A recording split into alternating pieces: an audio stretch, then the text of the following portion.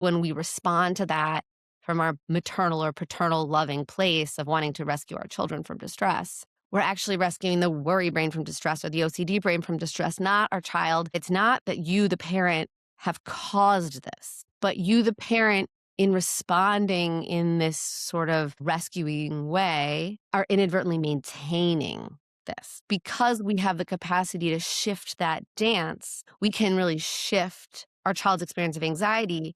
That doesn't mean we caused it. We're doing exactly what we're wired to do. We're working within a distorted system, and we're accidentally and inadvertently maintaining the anxiety loop. Welcome to Demystifying PANS and PANDAS, the podcast where we uncover the mysteries, breakthroughs, and hope behind these life-altering conditions. I'm Dr. Nancy O'Hara, a board-certified pediatrician, educator, and advocate with over 3 decades of experience helping children and families navigate the challenges of neurodevelopmental and neuropsychiatric conditions, especially PANS and PANDAS. These disorders can feel overwhelming, but here we'll break down the science, explore transformative treatments, and share stories of resilience and recovery. If you've ever wondered what's possible for your child or how to find answers, this is the place to start. Let's dive in. Hi, everybody. It's Dr. Nancy O'Hara, and welcome back to the Demystifying PANS PANDAS podcast. I am really excited to welcome Dr. Sarah Bren to the podcast today because I was recently on her podcast, so listen to it also, but really was refreshingly pleased to find a psychologist and a person that was so like-minded. And I really wanted Sarah to be on just to talk about how therapy is so important in all of our kids, but certainly our kids with PANS PANDAS. So Dr. Sarah Bren is a clinical psychologist. She's a mom of 2. She's dedicated her career to the translating science of attachment into simple real-life strategies for parents wanting to help the development while not losing sight of their own mental health along the way. She's co-founder and clinical director of Bren Psychology Group in Pelham, New York, and she and her team of highly specialized therapists work with parents, children, and she also has a parenting podcast. She's Securely Attached, and it's ranked in the top 2% of podcasts worldwide. We're not there yet, guys, but she's a great resource for parents looking for judgment-free, research-backed information just relating to pregnancy, toddlerhood, adolescence, everything in between. And Sarah, welcome. I'm so glad to have you on the podcast. Thank you so much for having me. I'm thrilled to be here. Yeah. So, my listeners and certainly those families that I take care of know that therapy is such an important part of what I preach with PANS, PANDAS, and all kids, whether it's autism, whether it's a child with anxiety, OCD, without PANS or PANDAS. Why is therapy so important? Oh, man. I mean, I'm biased, obviously. I know. But honestly, I think because it is such a flexible resource in that it can really truly be what you need it to be depending on where you're at, it allows it to be a really versatile tool. And because of that versatility, it can really shift things for families. And you don't have to shift yourself. Like I always say, I don't want therapy to be for families where the family has to fit the model, right? Yeah. It has to be, the model has to fit the family. Right. So if you we want not to make it feel like you have to be a square peg that fits into the round hole of a certain type of therapeutic modality, but that there's a way for you to show up exactly where you are, or help your child show up exactly where they are, or have a family system show up exactly where it is, and be held, be seen. The relationship between the therapist and the family is profoundly important, far more, and research backs that up. The therapeutic relationship is more predictive of outcomes in therapy than any one type of modality. So I think it's just so beautifully versatile, and so it can really shift things for people relatively quickly. Yeah. Yeah. And speaking of modalities, the one that you and I have talked about and that you practice so much is SPACE. Mm-hmm. Which for those who don't know is supportive parenting for anxious childhood emotions. But it's so much more than that. And I just wondered if you could help our listeners who may not know much about it, talk about the key aspects of it and what it really means. Yes, absolutely. So I could talk a little bit about space. I can also talk a little bit about how I practice it, which depending, again, like square peg, round hole. I'm all about I practice very integrative therapy, which basically means I view it as I have a very big toolbox and I pull lots of different things from the toolbox as needed. And the attunement of what my ability to attune to what the people I'm working with, the person I'm working with, or the family I'm working with needs is going to dictate what tools I pull out when, right? But space I have found to be such a valuable tool in my toolbox. And sometimes I use it almost just that's it. We just do a space therapeutic protocol. And a lot can happen. Sometimes I use it in the context of a larger, more complex treatment plan. So it might be, and I'll get into what space is so Yeah. this makes I sense. know. But, sometimes it might start with space, and then it might look like some parent-child interactive work, and then it might look like just child work. And it really depends, again, on how complex the diagnostic picture is, how pervasive the symptoms are, how much there's a family maintenance of the symptoms, Hmm. which we'll talk about. But SPACE is, like you said, it's an acronym for Supportive Parenting for Anxious Childhood Emotions. It was developed by Dr. Ellie Leibowitz at the Yale Child Study Center. Their program does some really incredibly thorough research on its applications, which they post on their website, and you can read all the studies. And when I first found it, what clicked for me as a therapist, well, I was like, oh, wait, I want to learn this. This could be really useful because basically what had previously been available when you're working with kids with anxiety and OCD, the gold standard was CBT, cognitive Right. behavioral therapy. And this stems from CBT, but I think Yeah.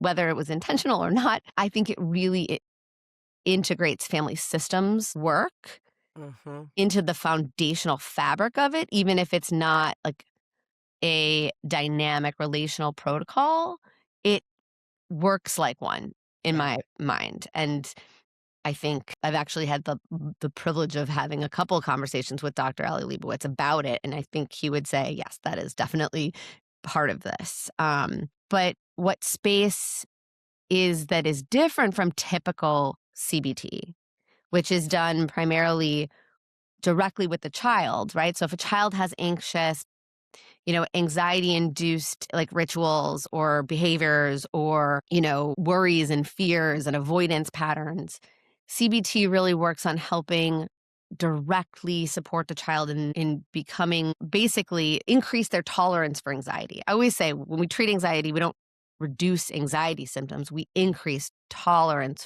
for feeling anxious. Which is a really important distinction. Yes, Yeah. huge. Because I think a lot of people think the anxiety is going to go away. It's the impact of the anxiety does go down when we treat it this way. But what we're not, that's the byproduct. The function of the treatment is to say, I'm going to try this thing or try not doing this thing that typically will leave me feeling very anxious. And I will sit in the anxious feeling and I will notice eventually that feeling actually passes.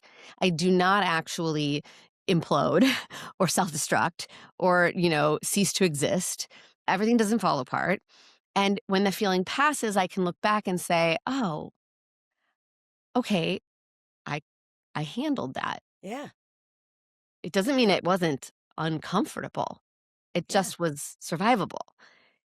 And we rewrite the narrative internally of what we can and can't handle. So I've often used this sort of this equation for anxiety that's it's hard to explain without a piece of paper, but picture this in your head. Think of a division equation with a numerator and a denominator. And the numerator, the top above the line, is lack of control and unpredictability. And those are two factors that the higher those things are, the higher anxiety is. And then you divide that by the denominator is confidence in my ability to cope. Yeah. And the bigger that is, the lower anxiety is. And we could tweak any of those three variables, but in reality, having something be in our control or having something be predictable, we don't always have control over that. Yeah. But what we really do have much more control over is building our confidence in our ability to cope. And that's how you reduce the experience of anxiety. Yeah. And so much, I don't mean to interrupt you, but so much of what you said resonates with exactly what I try to train medical practitioners, doctors, naturopaths, physicians, MDs, DOs to do, which is one, individualize it.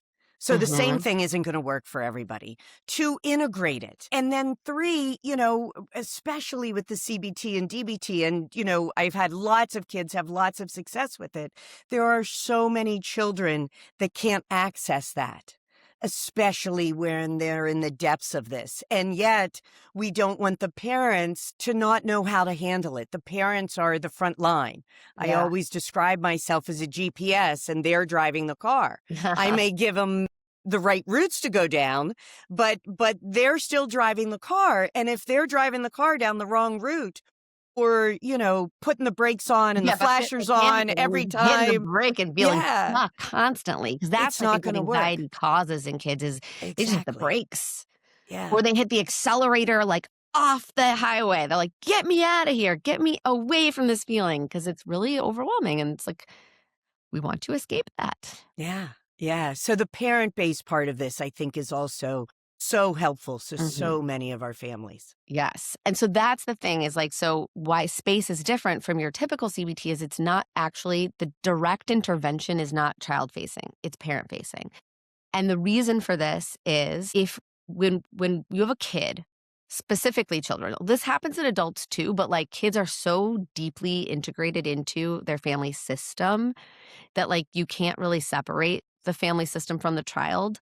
And so when a kid is really anxious, like we were saying, they want to escape that feeling. They want to turn that feeling off. And if they have anxiety, that might look like rumination or like, lots of behaviors to avoid the uncomfortable feeling.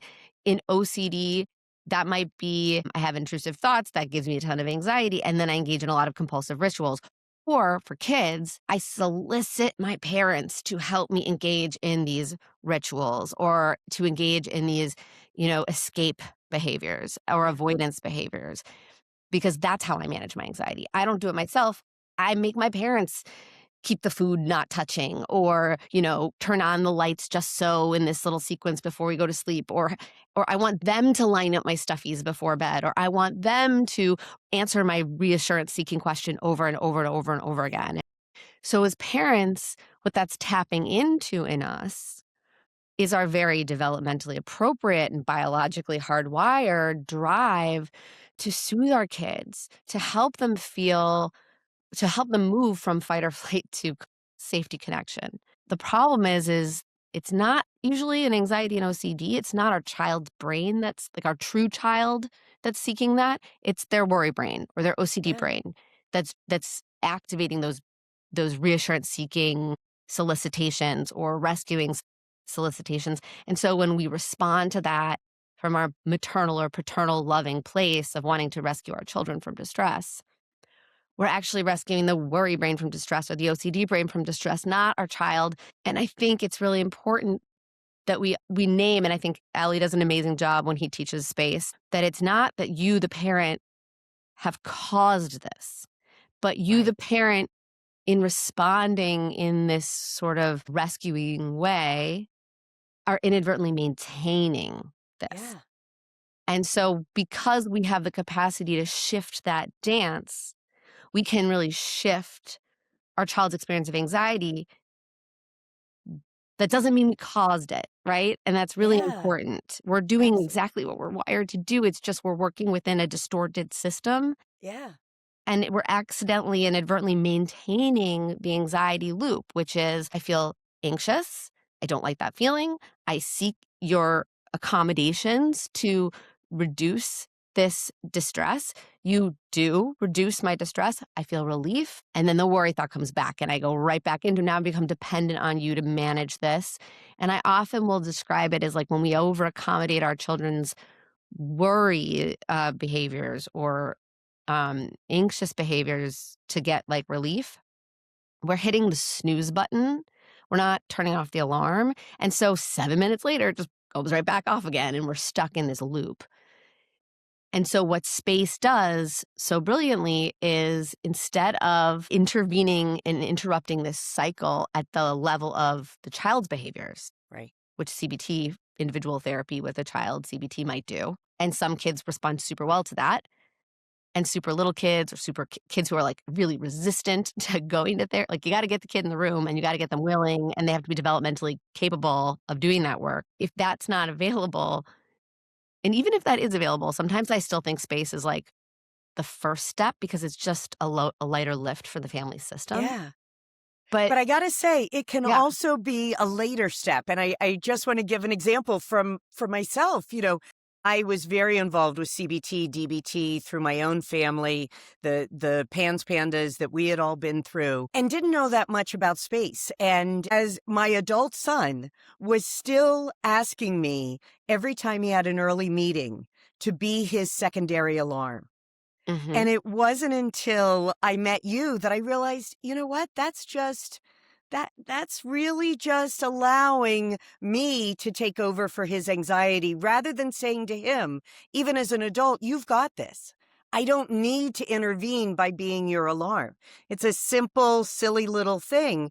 But the last 3 weeks, just the other day, he said to me, Mom, I do have this. I don't need you to wake me up anymore. And it at a time when his anxiety may be increasing for other reasons, situational, it gave him that extra little thing. So it's a little example, but I, Right. I think that goes to exactly what you're saying. Yeah, and I think it builds that denominator piece, Yeah. right? That variable of like a confidence in my ability to cope. Mom thinks I can handle the and it's not just mom thinks I can wake up on time. It's mom thinks I can handle feeling worried that I might be late or I might miss this thing. And she isn't going to step in and rescue me from that because it's not really dangerous. Yeah. It's such a powerful thing. And I think it taps into that powerful attachment relationship too.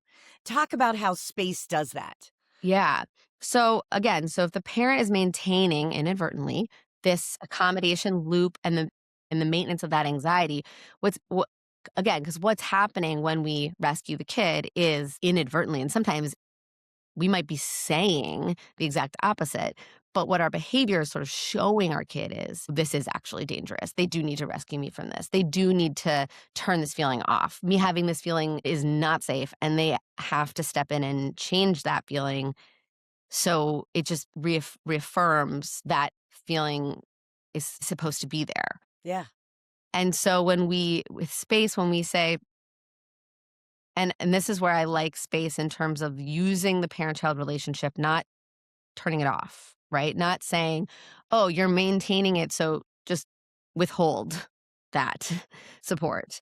It's not at all that. It's, I'm gonna be present. I'm going to be emotionally supportive of you, but I'm not gonna engage in the ritualistic behaviors, and I'm not going to turn this feeling off for you in a reactive, kind of knee-jerk Yeah. way. I'm gonna just sort of model that like, "Ooh, this is uncomfortable and I'm not going anywhere, but I'm not going to do the thing that turns it off." In space, you specifically, this is an important thing about space. So there's like a sequential order to which you do things. And the first thing you're going to do with your therapist. So I should say, space is just the parents. The parents, there might be some diagnostic, intake process where the kid is evaluated by the therapist, but the actual space treatment protocol is administered just with the parents, but the child's the identified client, right? And so the parents will map out all the accommodations they engage in. They pick one to pull at a time because it's not about eventually pulling every single accommodation. It's about creating sort of these organic opportunities for like an exposure. Basically, the absence of the parent accommodating creates anxiety. Child experiences anxiety in the context of this safe, supportive relationship. But this change in the parent's behavior, the child survives it. We do work to help them reflect on that and internalize that new narrative. Oh, that was tough, but I can do that. I could handle that uncomfortable feeling. And the idea is after you do like about 3 accommodations that you pull, you see a lot of generalization, right? Hmm. The tolerance for anxiety goes up and gets generalized across things. So it's not necessarily about like, well, I have five, in doing this initial accommodation mapping, I realized I've got 40 accommodations I'm doing weekly. It's not like you have to do 40 accommodation polls. Like, it doesn't matter. It's more about what happens when we stop rescuing to increase their distress tolerance. And so, but why I like it in terms of the parent-child relationship is like so you pull one thing, you do one thing at a time, which I think is also super helpful because I think parents sometimes learn about this accommodation and then they're like, okay, I'm just going to stop accommodating across the board. And then it's just not maintainable. And Right. our kids, it's too overwhelming for everybody to keep that up. And then we just kind of stop and go back to the way things were. And it doesn't really work. So I like that it's one accommodation at a time. You really thoughtful about building out a plan, a backup plan, you triage things, you stress test your plan, all before you ever tell your kid you're going to stop pulling this, you're going to stop this thing. And then you write a letter and you actually like directly announce to your child formally, like, hey, I've realized that this thing that I've been doing, fill in the blank, is to help you feel less worried, isn't actually making you feel any less worried. Yeah. And so starting tomorrow, I'm going to do this instead. And this isn't a punishment because you didn't do anything wrong. I'm just realizing this is how I can better support you in learning to be brave around this thing. Or there's a lot of support in developing the right language for the letter, but you tell the kid and then you do it. You hold it. You really stress test this plan before you put it in place because that's the hardest part, I genuinely Exactly. think, for Yeah. parents appropriately. It's like there's a reason why we've gotten stuck in this dance because it's hard to change it. And so I love space because I think it really supports parents in shifting their behavior. And that's very important. Ellie developed this. You really center all of your intervention on like, what am I in control of? And with parent child dynamic, we can say, you have to stop doing this thing, or you have to, you know, eat the food the way I serve it, or you have to stay in your room in the middle of the night and not come out, or you have to fill in the blank.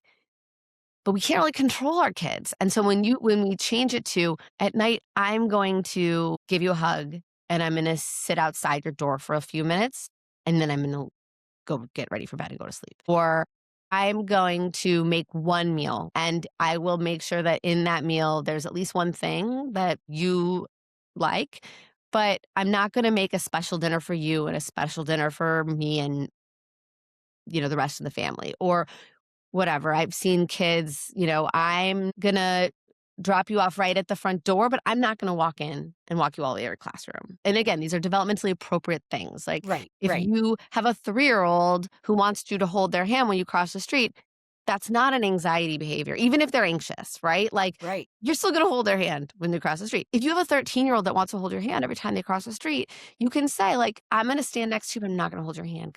Not because I don't love you, Right. but Or because want to deeply. right. But because I realize that me holding your hand when we cross the street isn't helping you feel brave. It isn't helping you feel like you can handle that anxious feeling that comes Yeah. when it's time to cross the street. And so that's what I'm going to control. And I just think it puts a little bit more agency and power in the language, gives parents more room to maneuver because how many times have we all said to a kid like, we have this great new plan. We're going to change this thing. It hasn't been working and you're going to do this. And then it comes time to make it actually happen and they don't do it. And we're like, wait, Wait, what do I do how do now? I make, what do Right. I do? And then it becomes a power struggle and then it becomes something totally what it was intended to be. Right. And So it's, so I yeah. have two voices of parents in my head. So the Mhm. one is, that's great. I want my child to sleep through the night, and I've said that, and then I I give in or I backtrack. How do you as a therapist support the parent in not backtracking, in not like in standing firm, I guess, Yeah. in Yes.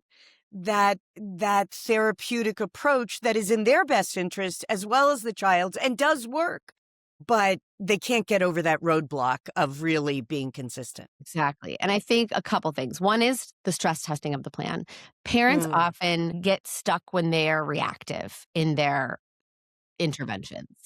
But because this is not a reactive in the heat of the moment, you're not doing this thing. So like now I don't actually know what to do. It's like, and I'm pulling this out of my back pocket, like out of desperation. It's like, it's no, okay, I'm really clear on what it is that I'm doing. And if I'm going to stop doing that thing, this is how I'm going to do that. And we really think it through. There's like like level 1 stress test. Okay, so what happens if they do this? Okay, well then my plan will be to do this and this and then this. And it's like, okay, well, what if they take it to the next level? What if they do this? And then it's like, oh, okay, well then I might have to have this plan where like I had already told my work that the morning for the next 3 mornings I might be an hour late to work. And so I'm going to like that email is already drafted and ready to go, and I've already talked to my team boss, whatever, about this, got it cleared, and now I'm just gonna send that templated email that says, "Just to follow up, this is going to happen now, and I will be an hour late," whatever. Like, because I think that's another part is, like, we feel Yeah. stuck because we don't have an out, and so then we don't follow through on the thing, and so also it's about crafting a plan that's feasible and isn't impractical. Right. You leverage supporters. So I've had people use, teachers or faculty at school to be supporters. I've had people use babysitters as supporters, neighbors, family members. So like if I have to tap out, who is going to be there to tap in? Right. But also another thing is having really realistic expectations, developmentally realistic expectations, and managing those expectations. I think sometimes when we think, oh, a really good plan means my child will happily agree with and cooperate with the plan. And the reality is initially, no, a good Right. plan is that I hold my end and they just melt down potentially. And I'm ready for that. And I'm emotionally kind of reserved. I've got emotional reserves.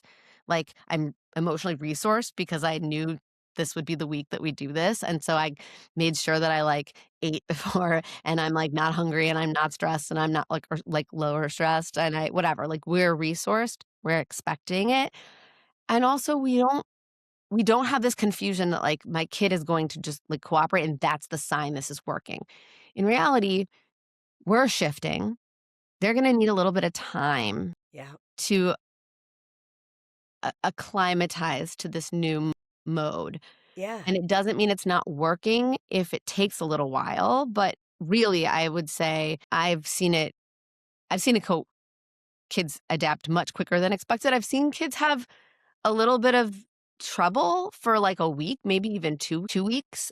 I've seen there be they're okay with it. And then all of a sudden they're like, oh, wait, you're not kidding. This is for real. And then they like really have a hard Yep. time with it. I've seen the whole thing. But if we're ready for that and we're like, this is part of the process, that I'm not surprised when it happens. I don't think I'm failing at this.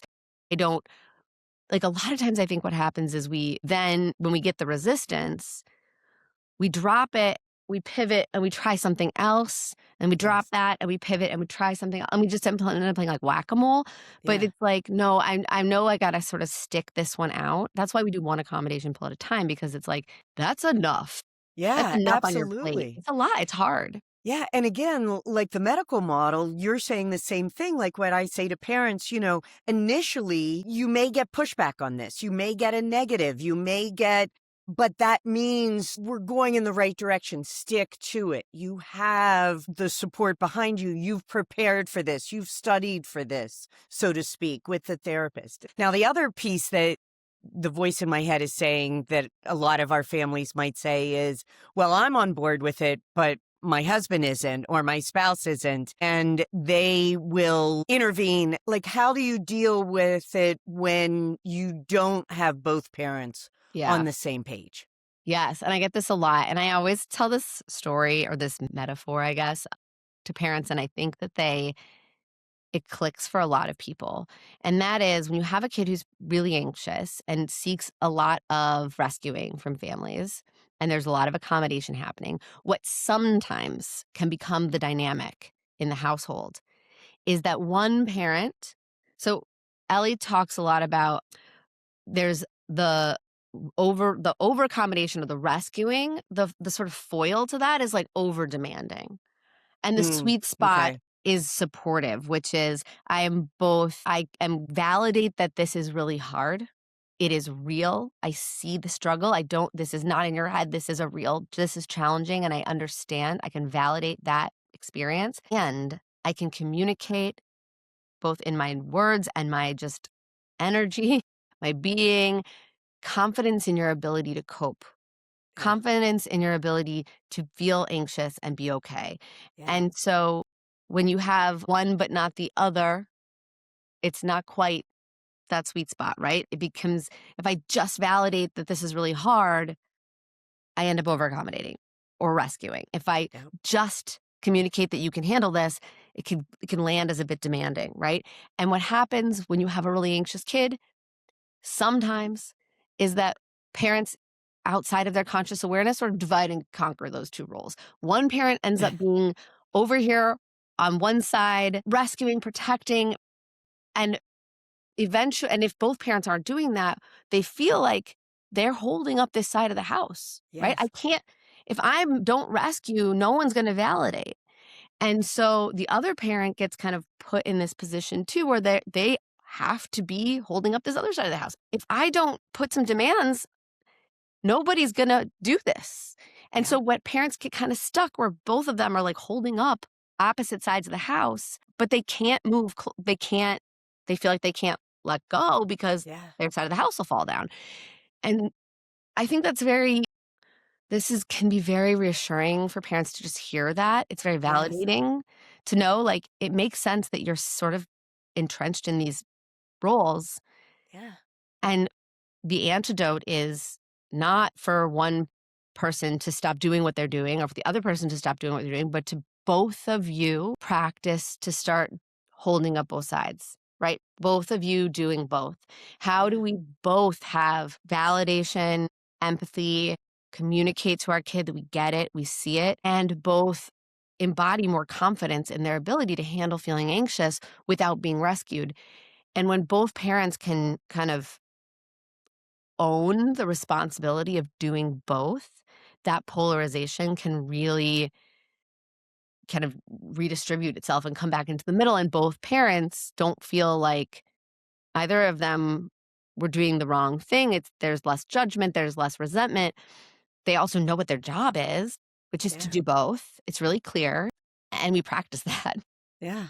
Now, to that end, if a mom or a dad want to come see you or somebody in your group, but the other parent will not participate at all, can it still be effective? Can there still be ways that you can help that one parent navigate their side of the house? Absolutely. Yeah. Absolutely. I always say, like, this is what I was saying before at the very beginning. It's like therapy is so versatile.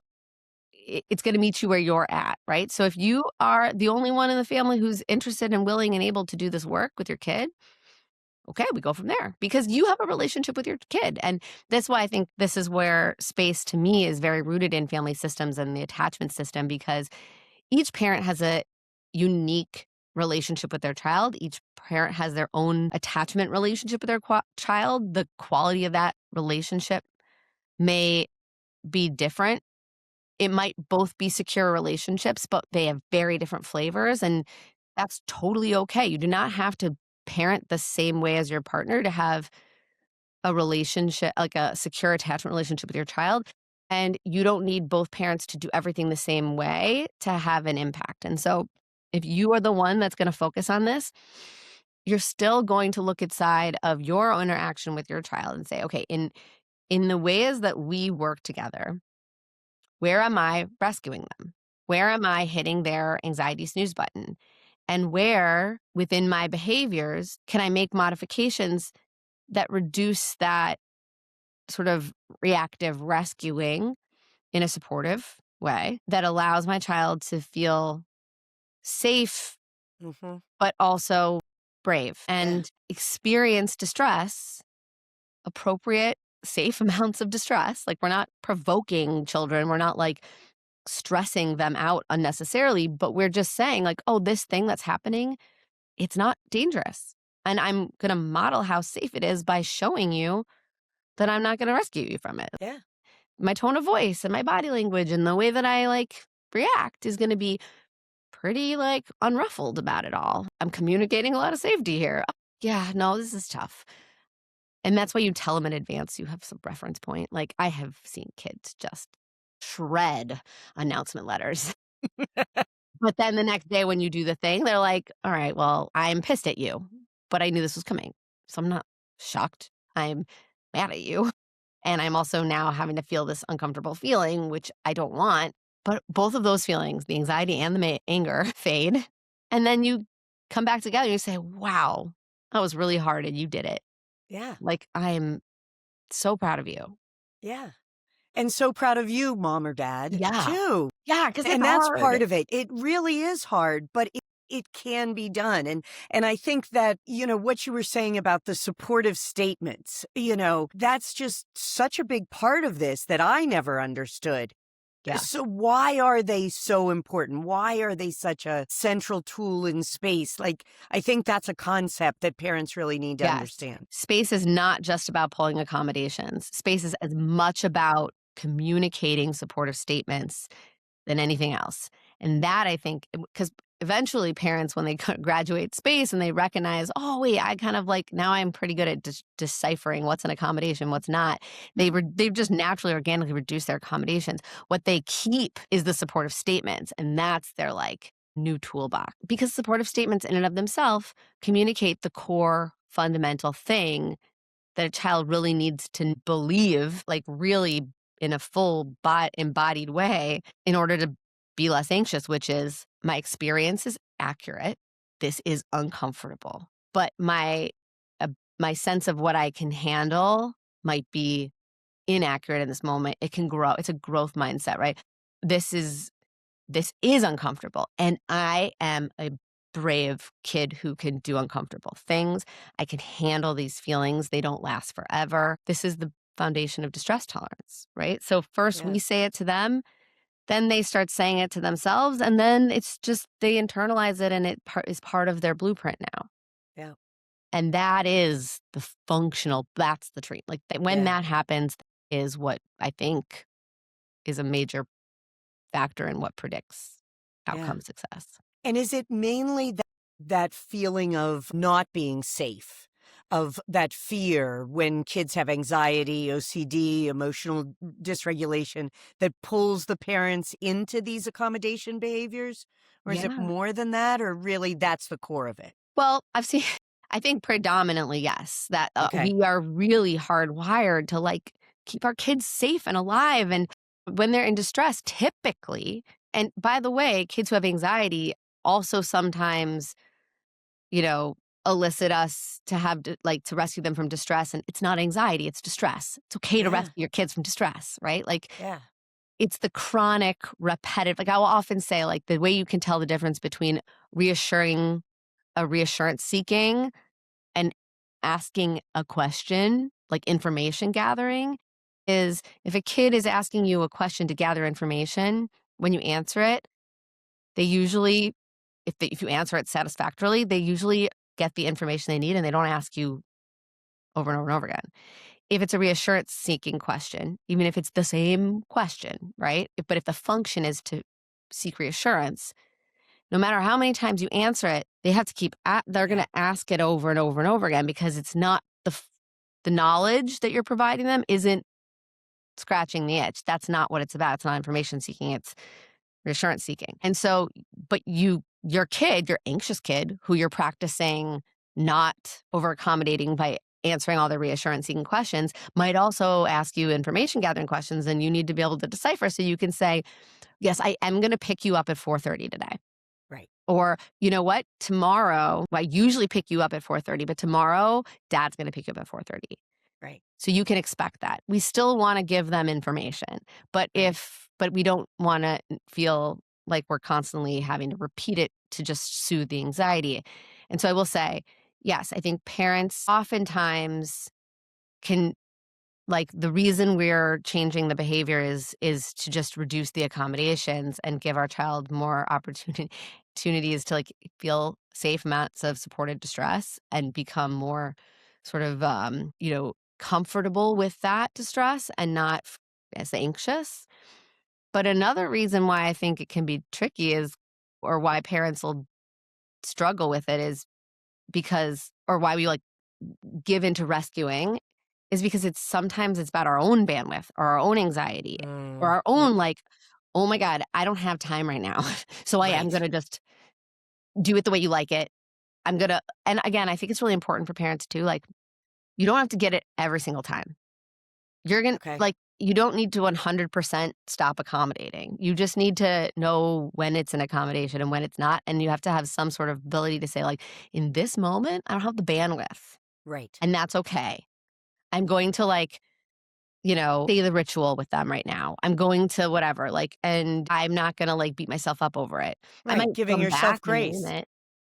Yeah. Yeah. I Yeah. might come back and say, "Hey, last night I was feeling really tired and I didn't have the energy to sort of like hold this new plan, but tonight I do. So we're going to do our normal plan tonight." And that's okay. Like that flexibility is also modeling, you know, something that's very common in anxiety, which is like rigidity. And it's like if we can model flexibility, that's also helpful with anxious Right. kids. Like, oh, the plan might change. We're going to try to do this as often as we can because it's good exercise for us to kind of boss back our worry brain. Yeah. But we don't have to be perfect about it. Tonight, if we are gonna do the whole song and dance ritual that the warrior brain wants us to do, tonight we'll do it. But we name it, we can say it. We also gives parents like a whole new layer of language to use with their kids, shorthand, right? Like, it's very helpful. I love, Yeah. like, my families that I work with, I always when I do work with parents and children and not space, because like I said, space is a piece, but sometimes it's not the only piece. And a lot of times when I have kids who have anxiety or OCD, I will really encourage them, or I'll encourage the parents to talk with their kids about, can we personify the worry brain or the OCD brain? Yeah. Can we give it a name? Like, oh, what does it look like? Let's draw a picture, or let's tell a story about it. And, can we oftentimes then when the like, I really like them to name it, but, like, I've had people name it after, like, superhero villains or, like, the meanest teacher at the school or whatever, and I'm like, Yeah. so how do we make this sort of intimidating, scary persona that we've created, how do we make it a little bit more like, not intimidating? Like, kind of Yeah. like, can we make it kind of goofy or, like, can we make it really tiny? Can we give it, like, a squeaky voice? Like, I really like to be and obviously developmentally Right. Right. appropriate, like, how where you're at, but don't underestimate the value of playfulness in this too. Even with older kids, like, getting playful is really helpful. But yeah, it takes the edge off, and then it also allows our kids to start distinguishing, like, is this obsessive thought or this anxious rumination? Is this a Sarah thought or is this a, you know, squeaky beeps thought? Yeah. Who's is this coming from me or is this coming from my worry brain or my OCD brain? And then it, like, takes a lot of the fear and shame and, like, conflict out of it, Right. right? And I love renaming that part of them. It takes away that piece of stink. I'm not good enough. For both the child and the parent. Because so much of the time when our children are going through this, we as parents don't feel good about ourselves. And that really reframes that. And I love the equation. I stink at math, but I get it. And I love you're not eliminating symptoms. You're boosting resilience Yes. and better functioning for the whole family unit. And I think that is so key. And just a couple of other questions, just siblings. So much of the time I hear, well, this anxiety is really affecting this other sibling or rage. We've talked about anxiety and OCD and some of our kids, especially with those with Bartonella, it may be all that comes out is anger and rage from the Yes. child. So just Yes. address that a little bit more. Totally. Well, to the speak of the anger and rage and, like, the more dysregulated piece, which can happen with anxiety, it can happen with neurodiversity, it can happen with, to this populate like, medical co-occurring medical conditions that, like, have a impacts on the mental health. It's not like anxious kids only look like scared mice. Sometimes they look like explosive porcupines, right? Because irritability in children is a very common symptom of anxiety because their system's just so overloaded and they don't have the ability to regulate and they're just like ragey all the time because they're just riding the edge of an explosion constantly of overwhelm, right? So, and interestingly, when I found space, I was working primarily with emotion dysregulation and behavioral challenges with families. And I was doing sort of my own sort of something similar, very, but not about anxiety. When I found space, I was like, I love space so much because it looks very similar to how I was approaching behavioral dysregulation, but with anxiety. So I think I still think you look at, from with space, you're specifically looking at accommodations to anxious Yeah. ritual behaviors, rescuing from the anxious feeling. But that also, I think the same thing applies. I use it a lot of times with behavioral issues that are not solely anxiety or Hmm. anxiety, but they're manifesting in explosive, aggressive behaviors. And we're trying to but we are but the parent, again, the parent is responding in a particular way. Either I'm, again, like walking on eggshells, constantly avoiding enforcing certain Yeah. consequences, or I don't bring this up because I know they'll explode, or like, those types of behaviors. It's like what we still are always thinking about is like, what am I able to do? How do I frame it in terms of my language, like language about my own actions? So I think space or something space like is still super useful for explosive aggression, rage, all that stuff.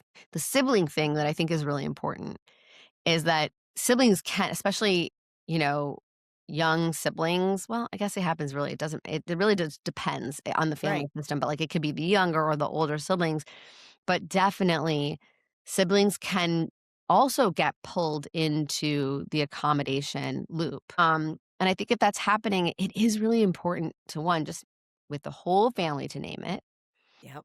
to spend a good amount of time talking to that sibling about helping them understand, like, when, your brother's anxiety is really bad, he really, really is very like, really worried that if we don't do these things, he won't be able to handle it, and it's so loving that you wanna take that on to help him, and, of course, sometimes I might even ask you to help him, like, it's fine, like, sometimes we're all gonna help each other out, but I, one, want you to know it's not your job Yep. to manage your brother's worry thoughts or feelings.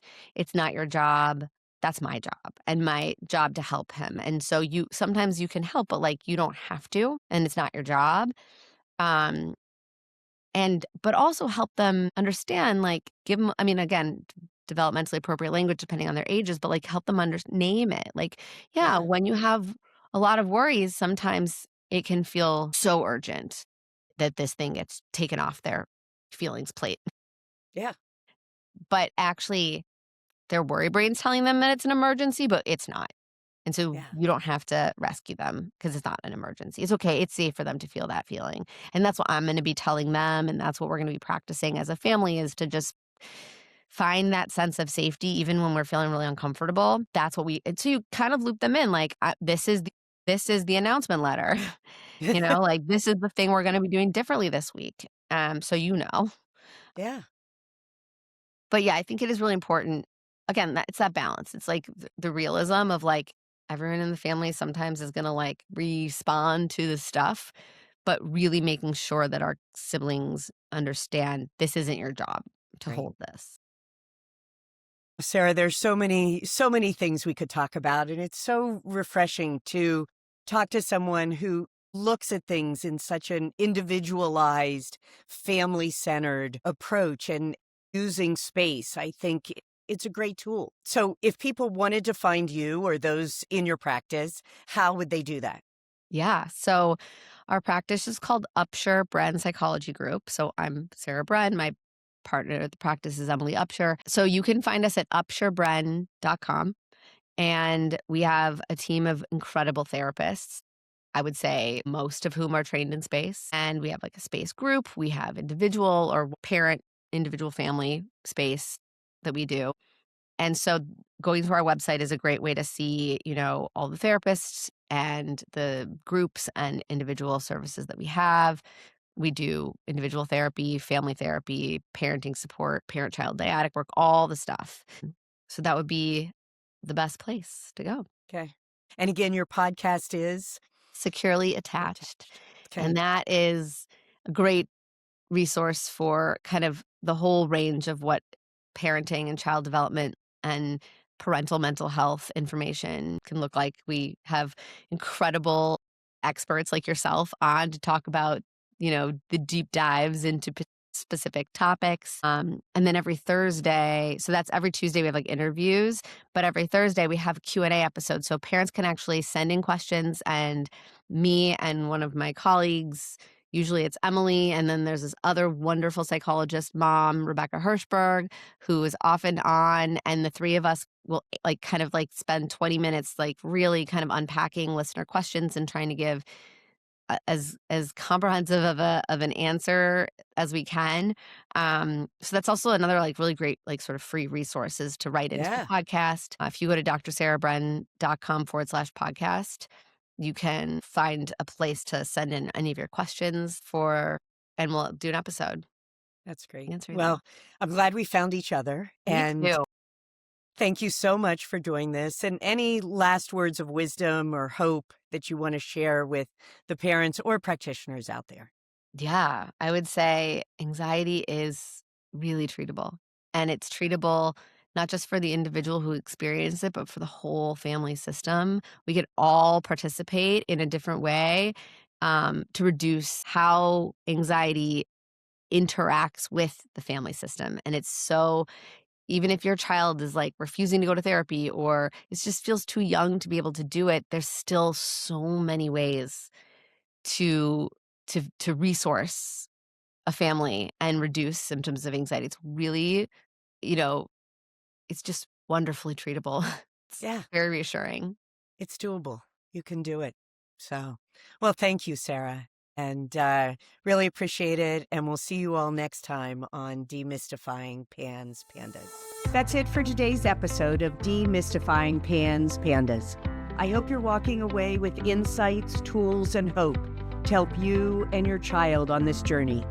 If you found today's conversation valuable, be sure to subscribe so you never miss an episode. Share this podcast with anyone who might need it. It could be the lifeline they're searching for. And if you have a moment, leaving a review helps us reach even more families who deserve answers. Also, for more information, training, and community, check out our website, drohara.com, and join our annual membership. And remember, every step forward, no matter how small, brings us closer to healing and understanding. Until next time, be present, be hopeful, and we look forward to seeing you next time on Demystifying PANS Pandas.